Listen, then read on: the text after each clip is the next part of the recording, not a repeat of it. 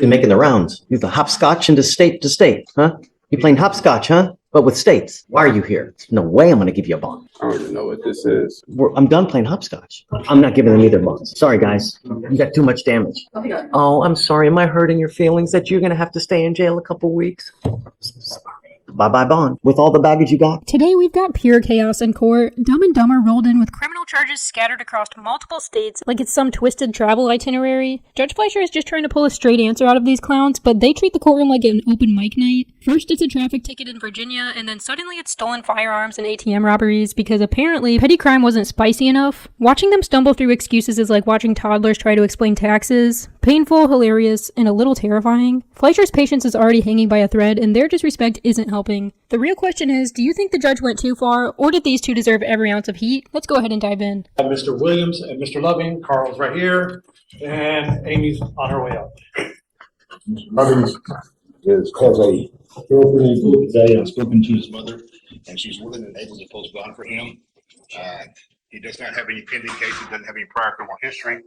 He has been arrested before in North Carolina, but that case was dismissed per him. You're making the rounds. You're the hopscotch into state to state, huh? You're playing hopscotch, huh? But with states. They were detained in Virginia and given a traffic citation, but there was nothing observed or found in their car.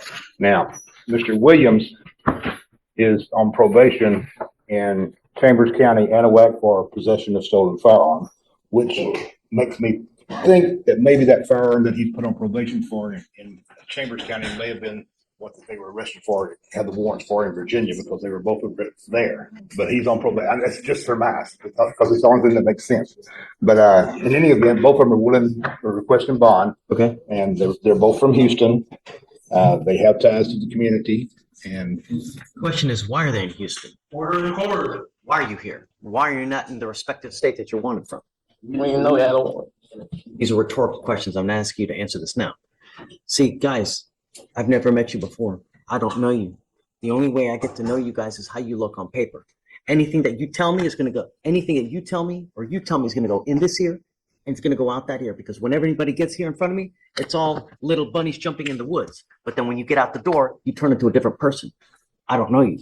So that's why I asked Amy to tell me about you guys, to see where are you from, how long have the warrants been outstanding, what are the warrants for, and are you a dangerous person? Because that to me is the most important thing. Are you a dangerous person, or are you going to mess with my city? Because if you are, I'm just going to keep you in custody. So you are Mr. Lovings. That's me. You are Lovings. Okay. And you are Mr. Williams. Got it. All right. So Mr. Loving does not have any prior criminal history, no prior convictions, not on probation. So Lovings is wanted out of Virginia for theft of a firearm. Yes. He also had some North Carolina history. They had concerns that it's actually a warrant as opposed to just being arrest and dismissal. In our system, we only see the booked arrest. So if there is a warrant, we're asking for no bond if there's no warrant. I mean, if you don't know, then I'm not prepared to do anything until you guys know exactly what's going on in North Carolina. I mean, is there a warrant? Is he on probation? What? Until we have some kind of certainty. If you're not sure, then I'm not ready to do anything. And I need to know everything that's out there. You know, if you're on probation, is there a warrant out there? Does this case originate out there and you got caught somewhere else? I don't know. So until we're able to find that out, you know, we can do this quick. It doesn't take a long time.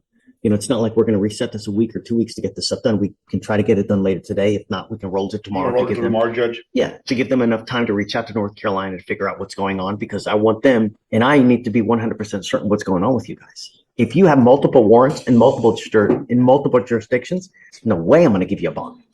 And that's what I need to know. Now you, Mr. Williams, what kind of criminal history, Amy, does Mr. Williams have?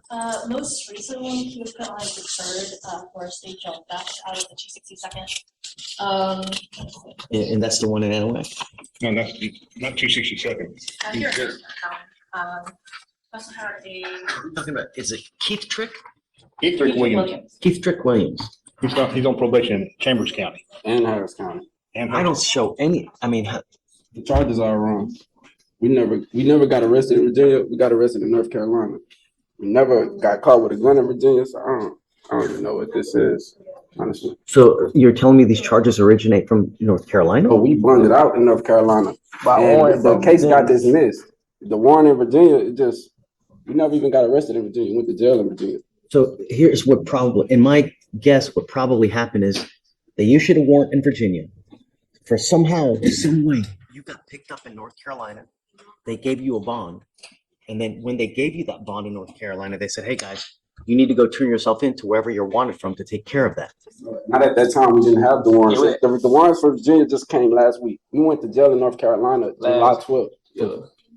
Conspiracy. Yeah, but the case got dismissed. Yeah, it got dismissed. We didn't have to, they dismissed the case. Conspiracy to Judge, just, if it makes more sense, like you said earlier, just to roll it till tomorrow, and give the district attorney an opportunity to. Yeah, I think we're just not ready to make a decision at this time, guys. We need to know more information. I'm not gonna, They say they were dismissed, but I think Amy needs to verify, or Kim needs to verify that the case in North Carolina actually was dismissed. guys, you gotta understand also, if you're picking, Pushing this hearing back to the next day might have been the only smart move in the room because right now the whole thing looks like a legal spaghetti mess. Honestly, I can't remember the last time I saw a case this tangled. Charges in one state, charges in another, and no real accountability holding it together. And the crazy part, this isn't rare. States don't always share info fast enough, which means someone can rack up warrants in multiple places before anybody notices. That's not just sloppy, it's dangerous for the public. These two are basically speedrunning the justice system like it's a video game, and the scoreboard is stacked with felonies. The lack of coordination is what lets people like this slip through cracks big enough to drive a U-Haul through, and yet they stand there with zero remorse, like it's all a big inconvenience to them. You'd think by now they'd at least fake an apology, but nope, just entitlement on a loop. What blows my mind is how many times judges have to clean up this kind of bureaucratic failure. So yeah, Flecher pressing pause makes sense, but man, what a disaster. Let me know your take on this train wreck so far. up different cases in different states,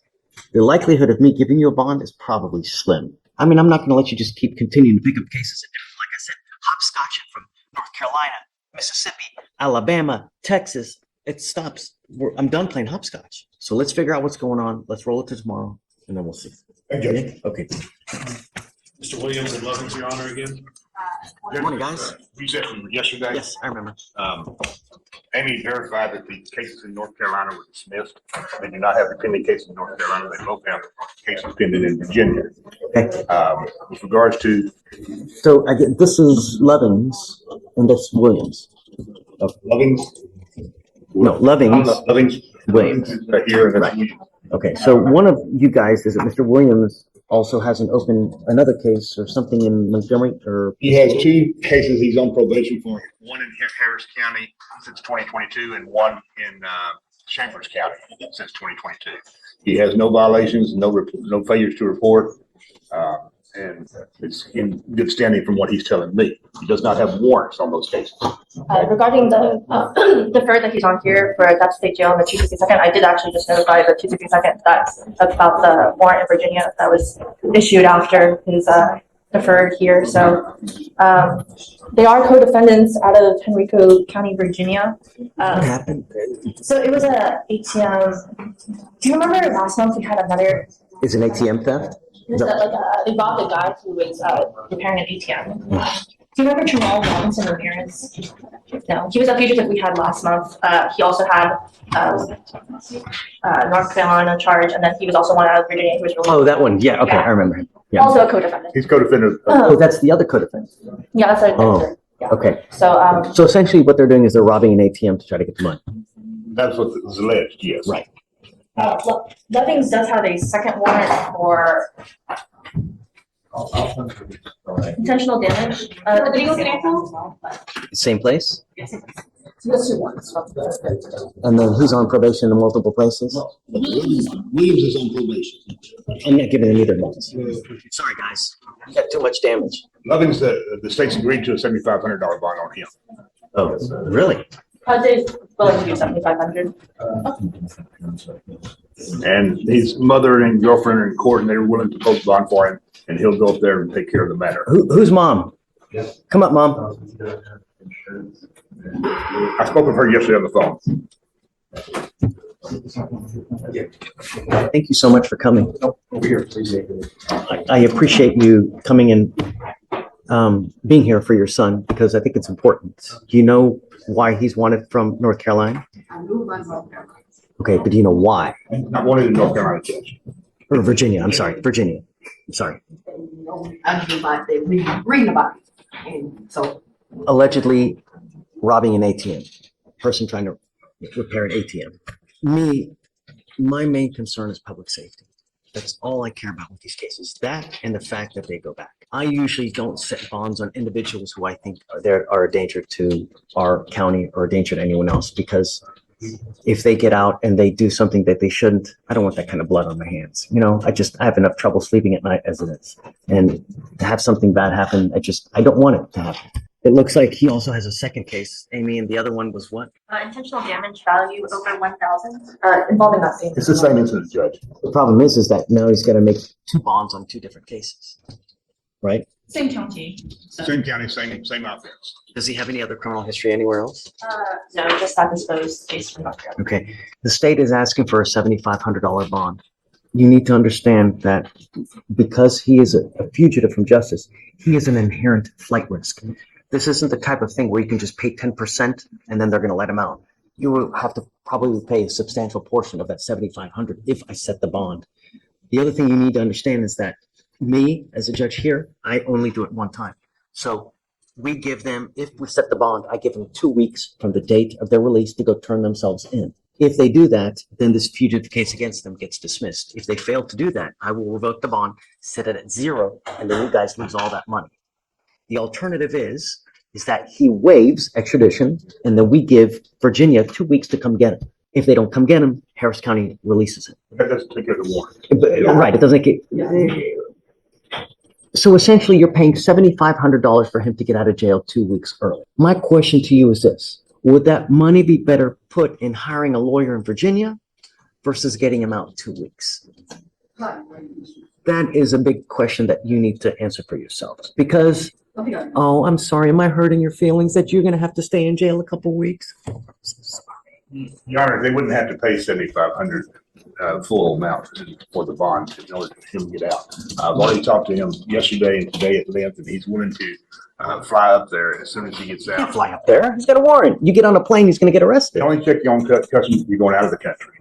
They don't check It's a manifesto. big chance you take. And if he gets arrested, bye-bye bond. Mom, I'll leave it on to you. If you want me to set the bond, I will set it for you. But it's a risk because I don't know how he acts with you. Also, would the money be better put hiring a good lawyer in Virginia? You tell me what you want to do. Mr. Williams, with all the baggage you got, I'm not setting you a bond. That's Mr. fine. Lovins, do not talk to her. You So- only address the judge. Yeah. I will let you guys talk about it. If you want me to set the bond, I will. I'm happy that you're here, but understand that if he takes off, it's a lot of money you got riding. Whereas now, I will give him a free trip to Virginia. You don't have to pay a dime. And that money could be used to hire a lawyer because there's probably some pretty serious charges up there, So you tell me what you want to do. Tell Carl he's an extension to me and then we can go.